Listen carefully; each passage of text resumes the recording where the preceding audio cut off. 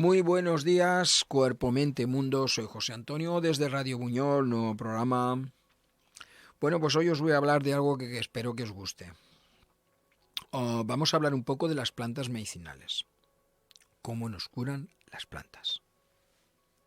Vamos a hablar un poco de la historia, de la utilización y de cómo hemos llegado a saber que esa planta era medicinal, que era buena, que había que dosificarla, que había que tomarla de tal manera, etcétera, etcétera. A través de la historia. Os voy a hablar un poquito de la historia de algunas civilizaciones, de la historia de algunos grupos de gente que ha hecho que a nosotros lleguen un montón de iniciativas, de fórmulas, de plantas, de conocimientos, etcétera, que nos ayudan a una cosa: cómo nos curan las plantas. Bien, pues comenzamos. Durante mucho tiempo, los remedios naturales, y en este caso las plantas medicinales, fueron el principal e incluso el único recurso del médico, de aquella persona que sabía la planta que tenía que utilizar y cómo la tenía que utilizar para aliviar la dolencia de esta otra persona o aquella otra. A lo largo de la evolución de lo que nosotros denominamos fito, por ser planta, terapia, por ser, digamos, una modo de administración, fitoterapia, se ha desarrollado un notable incremento tanto en el campo de la aplicación como en el número de plantas conocidas. Al principio se conocían, vamos a ponerle una cantidad, X.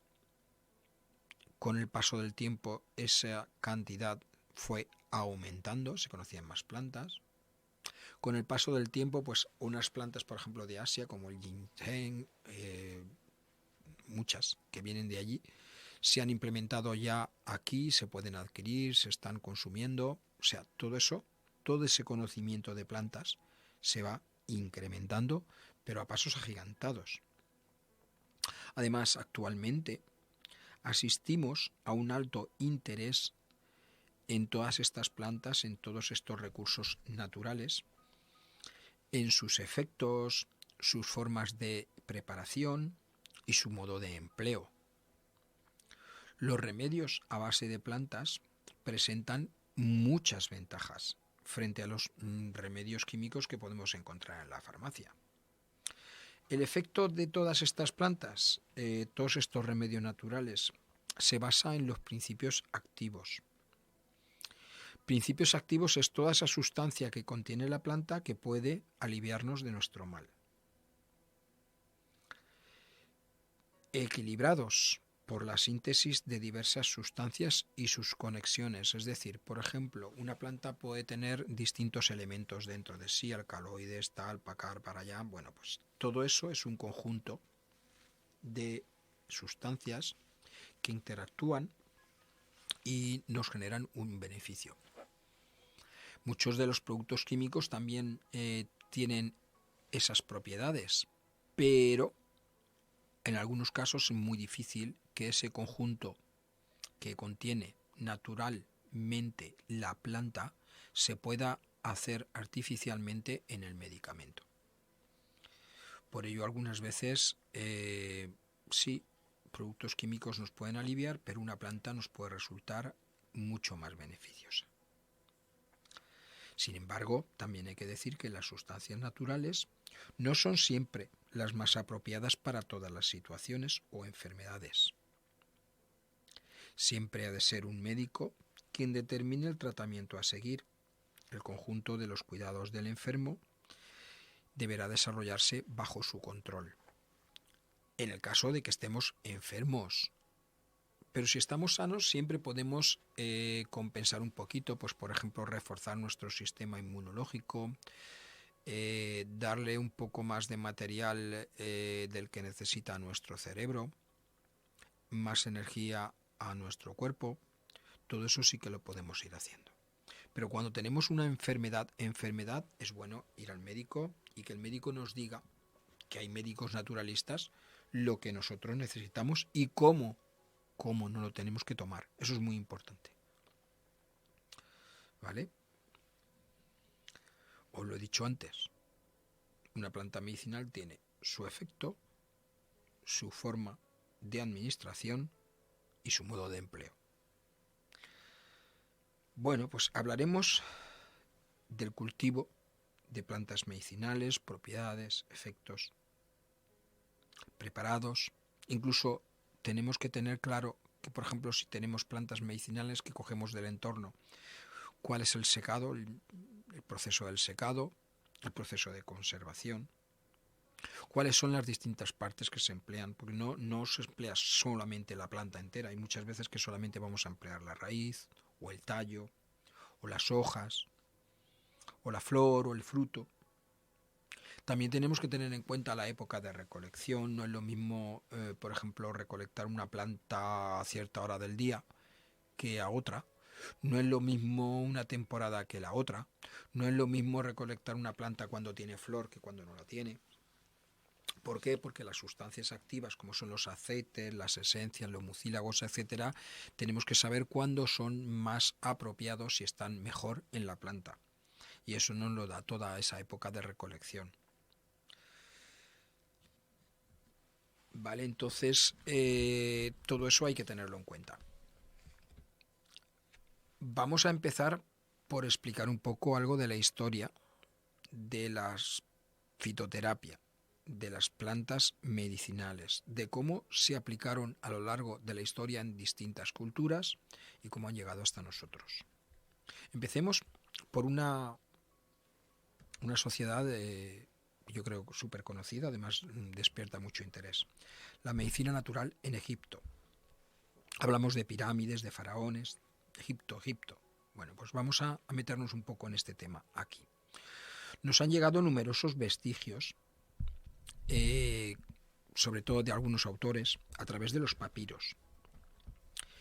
Hay un papiro, el de Smith, del siglo XVII antes de Cristo, estamos hablando de prácticamente casi 4.000 años, que también se llamó papiro quirúrgico. Explicaba muchas cosas hechas con plantas, incluso, como su nombre indica, quirúrgico, con distintas, digamos que operaciones y cosas así. Algunas recetas tenían relación con la magia, otras eran una mezcla de componentes de origen animal, vegetal o incluso mineral. Se recurría a unos centenares de materias primas que se conocían. No se conocían tantas plantas ni se conocían tantas cosas como hoy, pero con lo que tenían, ellos procuraban hacer marcha. Encontramos sustancias de origen animal, sangre, carne, leche, huevos, miel, incluso algo que es posible que nos violente un poquito, ¿no? Pero también se hacían cosas a través de la orina e incluso de los excrementos. Se conocían sustancias de origen vegetal, árboles como el melocotonero, acacia, palmera, higuera, granado, olivo, algarrobo. Plantas, ya no árboles, sino plantas como el anís, ajo, trigo, comino, eneldo, cilantro, loto, adormidera, que es una droga, el centeno, el pepinillo, la caña. Luego, ¿qué se utilizaba? Pues las hojas, las flores, las raíces, los frutos, las resinas, la madera, aceites, incluso cenizas e incluso humo, por ejemplo, para conservar los alimentos. Y sustancias también de origen mineral. Alabastro, antimonio, polvo de ladrillo, arenisca, salitre, arcilla, sal, incluso el plomo. Con toda esta amalgama de productos, ellos hacían unos preparados, que eran administrados en forma de polvo, píldoras, supositorios, terrones, tortas, galletas. Estamos hablando de hace miles de años. Y digamos que a través de todos esos productos naturales que ellos conocían, casi tenían una farmacia a su disposición. Todo esto a nivel interno. Pero para las aplicaciones externas se preparaban ungüentos, pastas, purés, cataplasmas. Estamos hablando de medicina natural en Egipto. Ostras, pues hacían cosas parecidas a lo que nosotros tenemos. Vamos a pasar a otra cultura, por ver más cosas. Bueno, pues vamos a pasar ahora a la antigua Mesopotamia. Dejaron constancia, esta vez no en papiros, sino en tablillas, en escritura cuneiforme, y por ejemplo, un rey de Babilonia, Marcupaladiclive II, en el 770 a.C., es decir, hace casi 3000 años, hizo construir un jardín con especies como manzanos, granados, pepinos, calabazas, ajos, cebollas, hinojos, azafrán, tomillo, mostaza, rosas, adelfas, regaliz, enebro, mirra. Fijaros, un jardín con todo esto. Son productos que necesitaban, que ya cultivaban y que empleaban, entre otras cosas, para automedicarse. Incluso algunos eran verdaderas drogas, como por ejemplo el eléboro, el beleño, la mandrágora, el cáñamo y la adormidera. Es decir, controlaban y hacían marcha hace 3000 años como la que hacemos ahora. También se le daba mucha importancia al momento en que se preparaba la poción y el momento en que se debía de consumir. Se les ponía fecha de caducidad. Las decocciones y las maceraciones se preparaban al caer la tarde y el enfermo las tomaba en ayunas al levantarse, después de una noche de reposo. No eran tan antiguos. Resulta que hacían cosas que nosotros también hacemos. No ha variado tanto. Resulta que hacemos cosas que ellos ya hacían. Ostras, si nos vamos a la historia, vemos que muchas de las pautas de comportamiento a nivel de medicina que nosotros tenemos ahora vienen de hace 3000 años, cuando antes, por ejemplo en este caso, en Babilonia ya se hacían. Estos remedios eran frecuentemente administrados junto con miel, aceite, agua, vino o leche. Se combinaban con otros alimentos, no se tomaban así, porque a lo mejor uno era amargo o el otro era incomestible, etcétera, etcétera. Se combinaban con alimentos para poder introducirlos vía interna y que les curaran. ¿Por qué? Por ejemplo, al tener un sabor desagradable, el enfermo se lo tomaba sin saborearle, casi de un sorbo, pero combinado con otro producto ya no era así. Mirad, hay un historiador, R.C. Thompson, que ha dedicado parte de su vida al recetario mesopotámico y nos dice que reunía unas 120 sustancias minerales, unas 250 a 300 plantas y 180 remedios de origen animal, algunos de los cuales hoy en día no han podido ser identificados. Muchos de estos productos y preparados vienen de Egipto, ya eran conocidos allí. Entonces, ¿qué hicieron los mesopotámicos? Aprovechar la cultura egipcia y su cultura en este tema para, pues lo que antes comentábamos, ir increciendo, ir aumentando esa lista tanto de plantas como de remedios medicinales. Muy bien. Y seguimos. Por ejemplo, y nos vamos a otra de las culturas ancestrales que en esto han hecho mucha marcha. Vamos a hablaros de la India. La India es un tesoro de plantas medicinales y de especias. La filosofía de la antigua India reconocía en la naturaleza un flujo evolutivo continuo. Es decir, creía que ella podía someter a las fuerzas ocultas por medio de fórmulas mágicas. Se intentaba, pues un poco,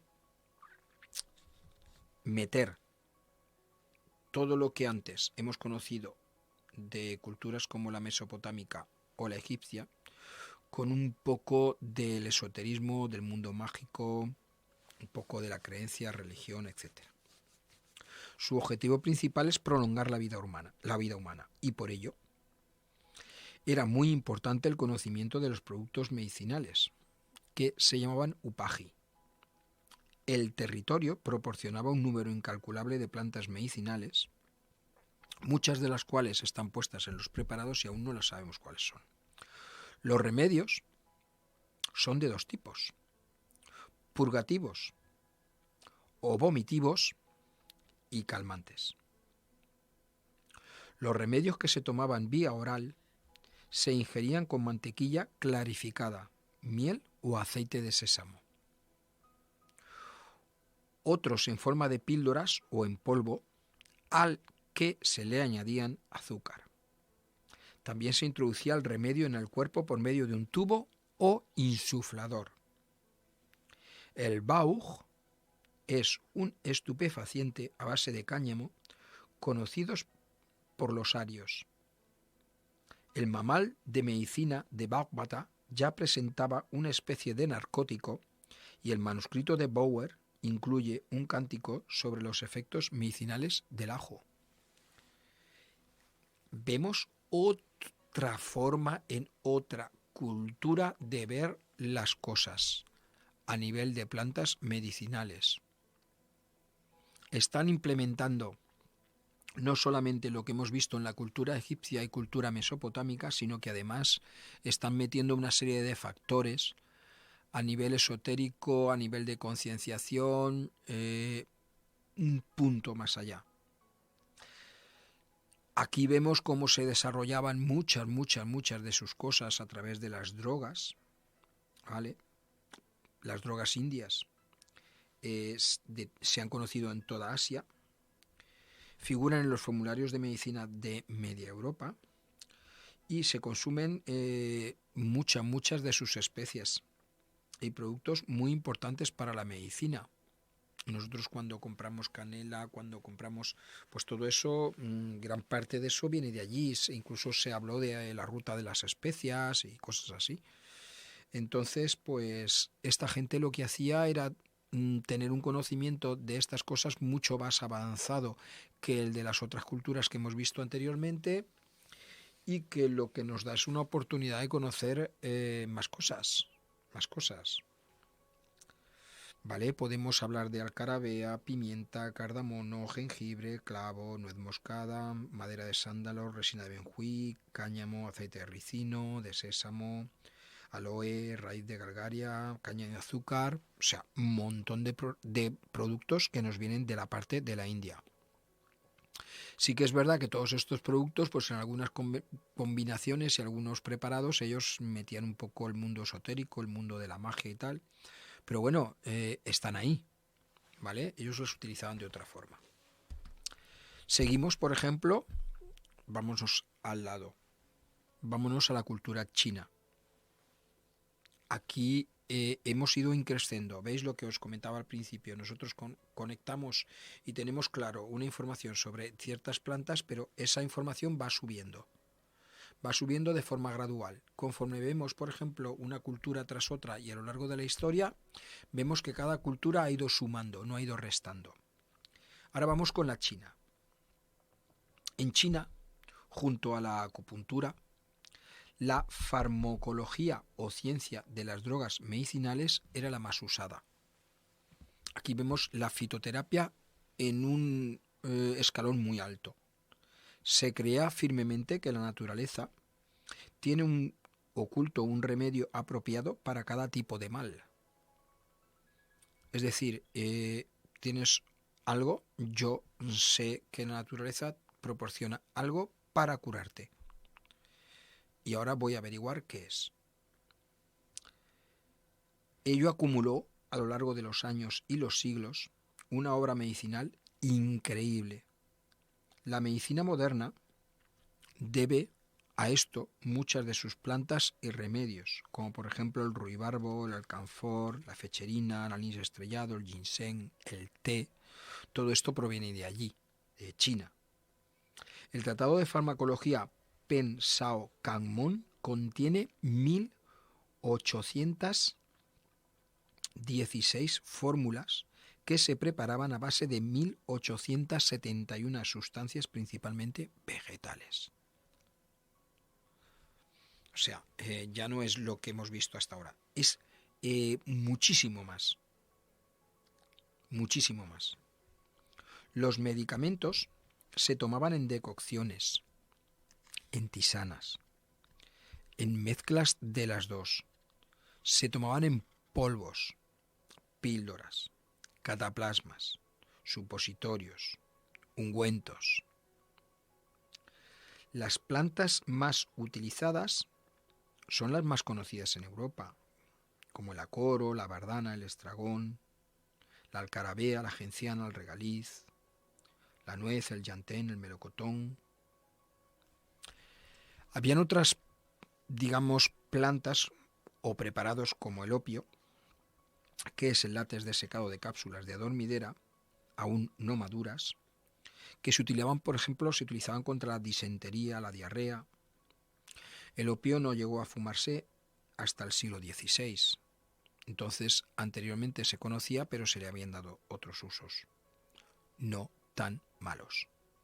Luego existe toda una serie de elementos de origen animal, exóticos, pelos, bigotes de tigre, puntas de cuerno de ciervo, baba de sapo, carne de serpiente, etcétera, que ellos, pues a través de su magia y también, como un poco los hindúes, pues utilizaban.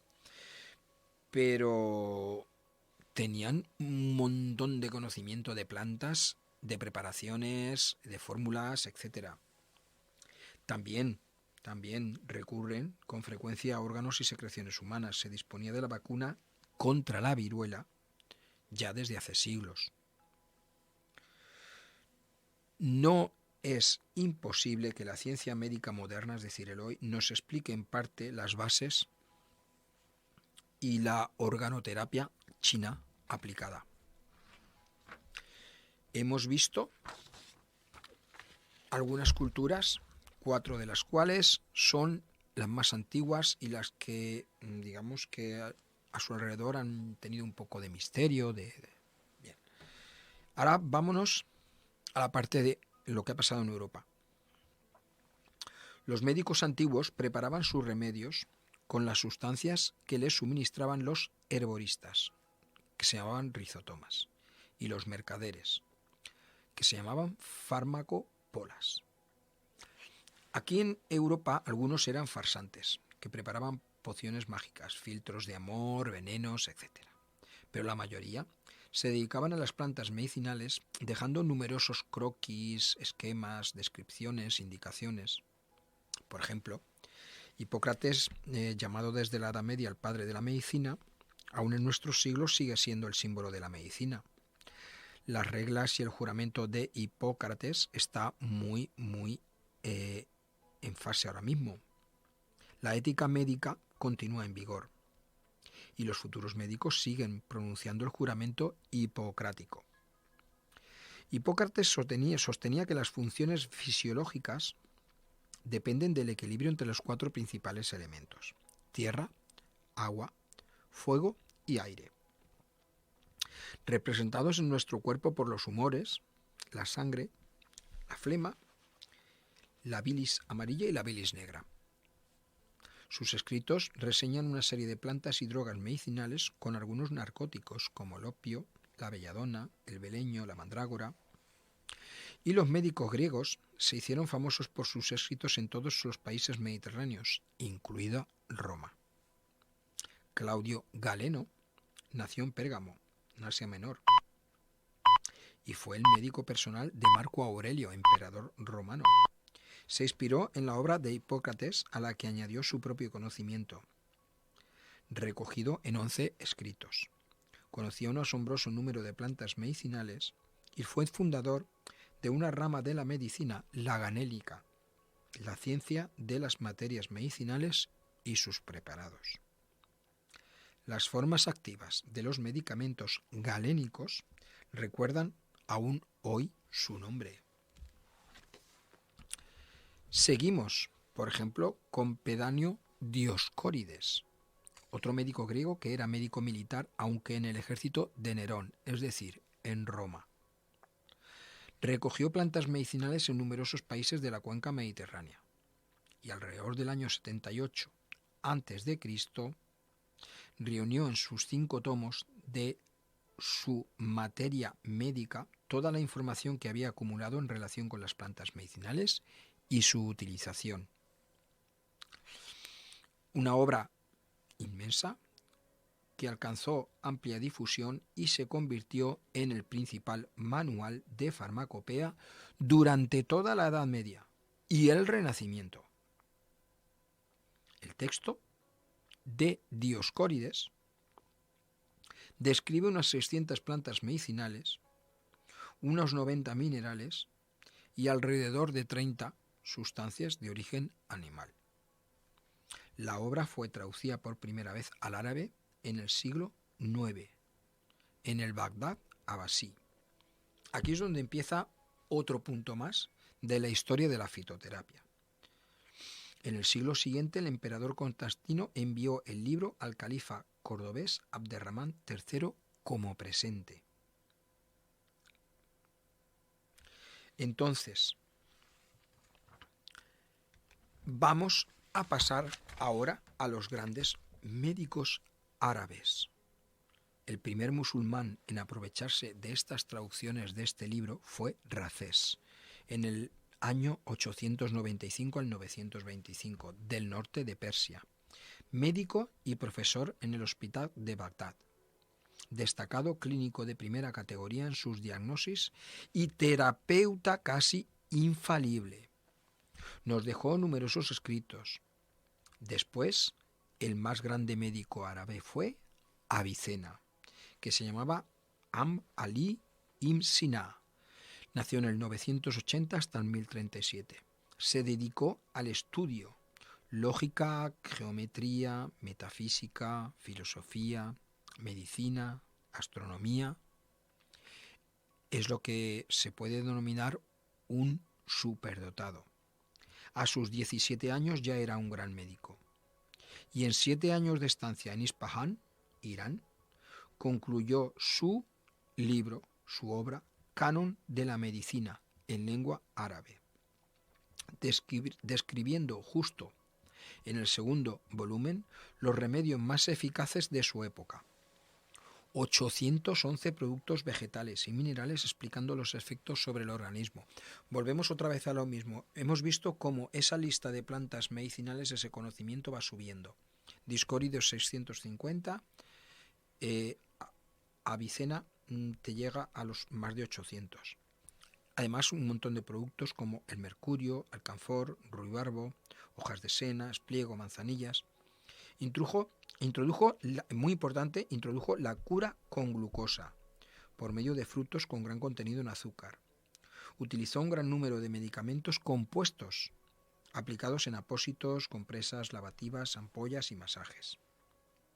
Durante siglos, Avicena fue llamado el príncipe de los médicos. Antes de su muerte repartió todos sus bienes y liberó a sus esclavos. Permanece, aún hoy, como representante de una medicina de vanguardia y es citado como ejemplo. Vemos cómo a lo largo de la historia la fitoterapia, lo que es la medicina, ha ido evolucionando y han habido grandes personajes que han dedicado su vida a dejarnos gran parte del legado que nosotros estamos utilizando hoy en día. ¿Vale? Hoy en día. Entonces, pues bueno, lo que tenemos que hacer es eso, es fijarnos en la historia un poquito, que es lo que yo os estoy comentando, y a partir de ahí, pues, ir implementando. Cada vez tenemos que investigar, tenemos que utilizar, tenemos que conocer y saber más cosas. Seguimos avanzando. Ahora vamos a la medicina en la Edad Media. Hemos pasado de ver los últimos médicos árabes y ahora vamos a la Edad Media. La transcripción de manuscritos en los monasterios dio lugar en la Alta Edad Media a la aparición de una medicina llamada monástica. Aquí sí que ahora mismo lo que tenemos es un poco de retroceso, es decir, la medicina como tal se identifica, se funde, solamente se localiza en los monasterios y regida un poco por el tema de la religión.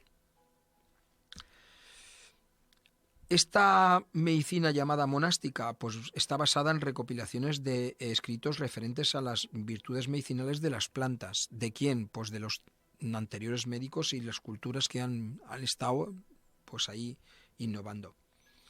Alemania en el siglo XII vivió la célebre abadesa y herborista Hildegard de Bingen con sus tratados Física y Causae Curae.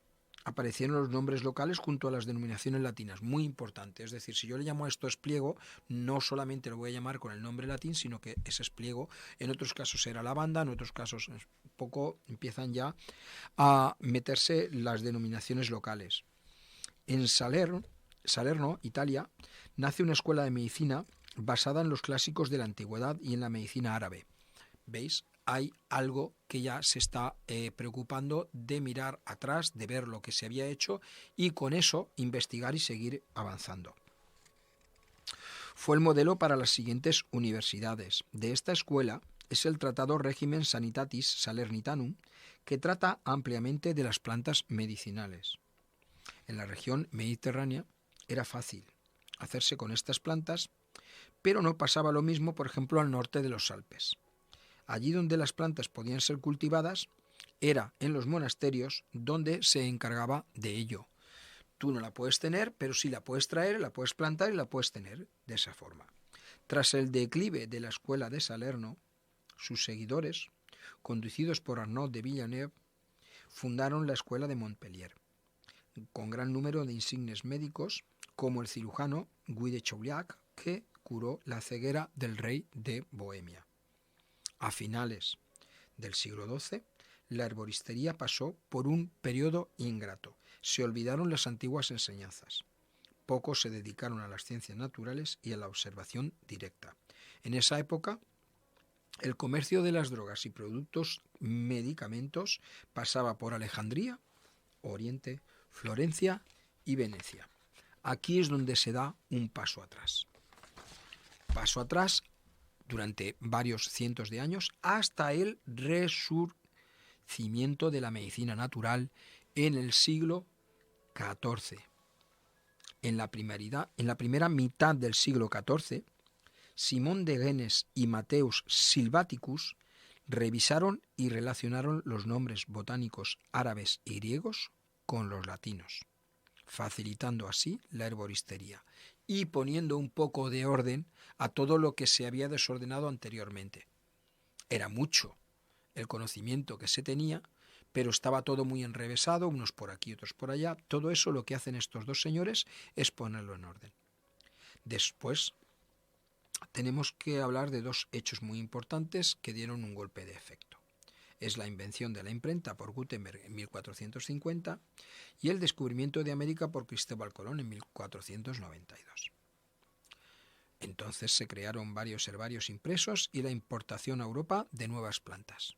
Esto dio un nuevo impulso a la fitoterapia.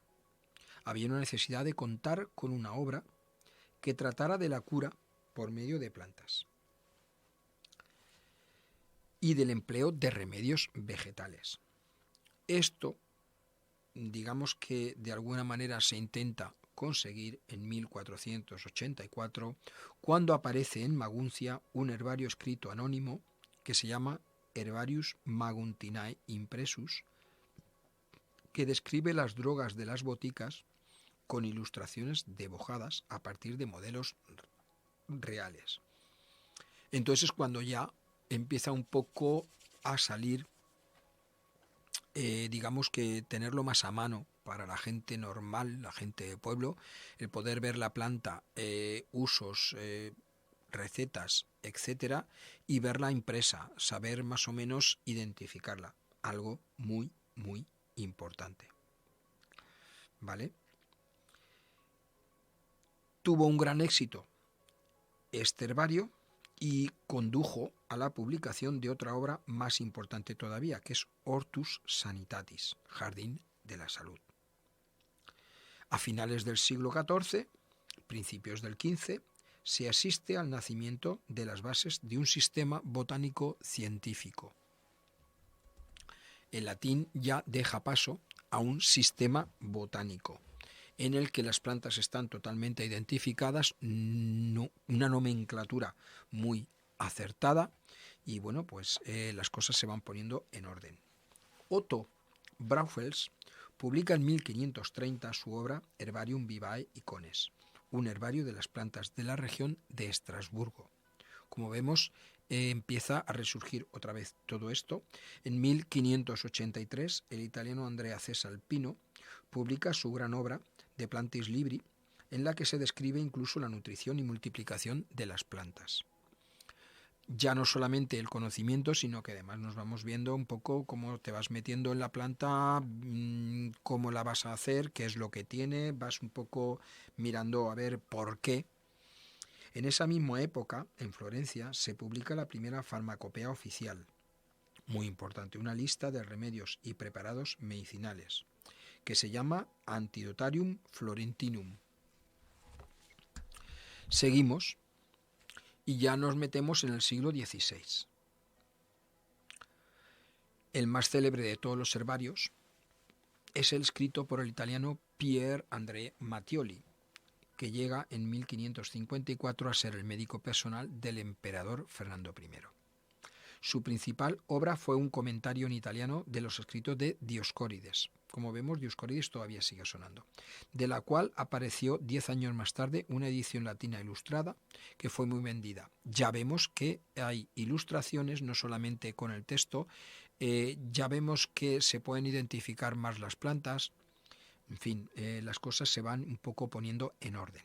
El herbario de Mattioli es una clásica colección de todos los conocimientos del siglo XVI sobre las plantas medicinales. Los nuevos descubrimientos, los viajes transatlánticos, pues todo esto contribuyó al desarrollo de la medicina natural de forma espectacular, hasta llegar a Paracelso, Aureolus Philippus Theophrastus Bombastus. Un nombre un poquito complicado. Lo llamaremos Paracelso, y así mejor. Superaron los límites de la Edad Media. Este señor emprendió viajes a través de Europa, recogiendo las experiencias locales, redescubriendo la medicina popular y con un buen sentido. Este señor hizo un compendio de todos los conocimientos que a nivel popular se tenía, porque a nivel científico habían ido por una parte y a nivel popular por otra. Este hombre los aunó, algo que hacía mucha falta. Su herbario, Herbarius Canterbusch, son fórmulas médicas sencillas, pero que no dejaban de ser eficaces, y él mismo era su propio químico y su propio boticario. Dio prioridad a la medicina por medio de las plantas, efectos curativos de las aguas medicinales y plantas locales. Introdujo la química en la terapéutica, con compuestos de antimonio, cobre, mercurio, arsénico, plata. Es un gran reformador de la medicina, el fundador de la quimioterapia y conocedor exhaustivo de las plantas medicinales de su época. El señor Paracelso. Bueno, y hasta aquí vemos que toda la historia de las plantas medicinales ha llevado hasta nuestros días y que muchos de los principios que se utilizan para fabricar los medicamentos que compramos en las farmacias proceden de ese conocimiento. vemos que ese conocimiento se ha hecho a lo largo de cientos o incluso se puede decir que miles de años de pruebas, de pautas de comportamiento en los que se ha previsto modos de empleo, dosificación, se ha estado estudiando la evolución de los enfermos, etcétera, etcétera. Es todo un mundo de pruebas y de cosas que se han ido viendo hasta llegar a las conclusiones con las que se han guardado, con las que han llegado a nuestros días y desde luego todo lo que nosotros conocemos ahora mismo proviene de eso. No hemos descubierto nada. Cuando vamos a la farmacia y pedimos un medicamento, es posible que el 80% de esos medicamentos provengan de las plantas medicinales y por lo tanto lo que tenemos que tener muy claro es que las plantas medicinales es la mejor farmacia que podemos utilizar, la mejor farmacia que tenemos cerca, que tenemos a mano y que tenemos ahora mismo un montón de libros, un montón de cosas para poder no equivocarnos a la hora de acertar, no solo a la hora de recogerlas, sino también de cómo utilizarlas, de cómo conservarlas y desde luego de cómo emplearlas. Pues nada, dicho esto, os emplazo en los próximos programas en los que ya os hablaré de recolección, de conservación, de principios activos, etcétera, etcétera. Vamos a intentar en 2 o 3 programas pues conocer un poquito más las plantas medicinales porque creo que merece la pena y sobre todo porque hay muchas plantas alrededor de nosotros en las que pasamos, no las vemos, no las acertamos porque las desconocemos y que nos pueden ayudar mucho. No nos cuesta ningún trabajo hacer una tisana, una infusión todos los días o cuando necesitemos. Siempre y cuando, por supuesto, tengamos en cuenta cómo debemos de tomarla. Pues nada, dicho esto, nuevo programa más, Cuerpo, Mente, Mundo desde Radio Buñol. Soy José Antonio, espero veros, bueno, veros no, espero que estéis ahí en próximos programas. Muchas gracias por todo y hasta luego. Hasta pronto.